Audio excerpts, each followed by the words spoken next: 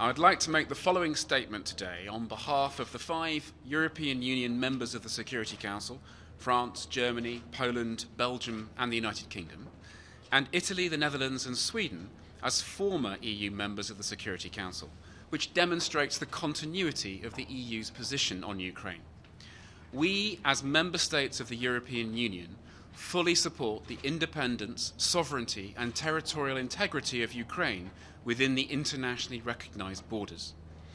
After 5 years of conflict, the deteriorating security situation in eastern Ukraine has had an increasing impact on the civilian population, in particular the most vulnerable, living in the non-government controlled areas and along the line of contact, where people are under continuous threat of shelling. Some 3.5 million people require humanitarian assistance and protection due to widespread mine contamination, escalating psychological trauma, and lack of access to basic services. We share a profound concern for their suffering.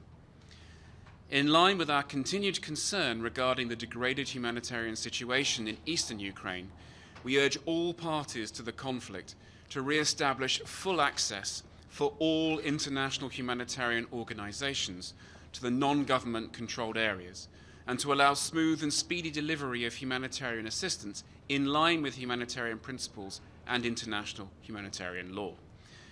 We reiterate our support to humanitarian actors in Ukraine and underscore the importance of a focused and highly prioritised strategy, such as the multi-year humanitarian response plan for 2019 and 2020. We call on Russia to immediately stop fueling the conflict by providing financial and military support to the armed foundations, and we remain deeply concerned about information on the presence of Russian military equipment and personnel in areas currently not under the control of the government of Ukraine.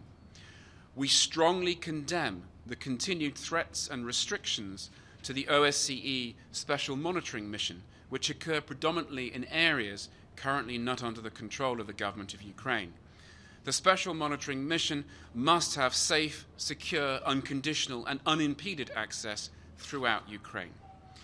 We remain convinced that a peaceful resolution of the conflict is possible and call on all sides to swiftly and fully implement the Minsk agreements and honour their commitments in full in order to achieve a sustainable political solution to the conflict. We fully support the efforts within the Normandy format for implementing the Minsk agreement. The OSCE's role in the Trilateral Contact Group and the Special Monitoring Mission are crucial for implementation in that regard. The conflict has put pressure on the young Ukrainian democracy and its economy. We call on the Ukrainian government to continue its reforms, and we will continue to support it in its efforts, bilaterally, through the European Union, and in other international institutions. In line with UN General Assembly Resolution number 68262 of 2014, we do not recognise and continue to condemn the illegal annexation of the Crimean Peninsula by Russia, which remains a clear violation of Ukrainian sovereignty and territorial integrity and a direct challenge to international security, with grave implications for the international legal order that protects the unity and sovereignty of all states. Thank you very much, ladies and gentlemen.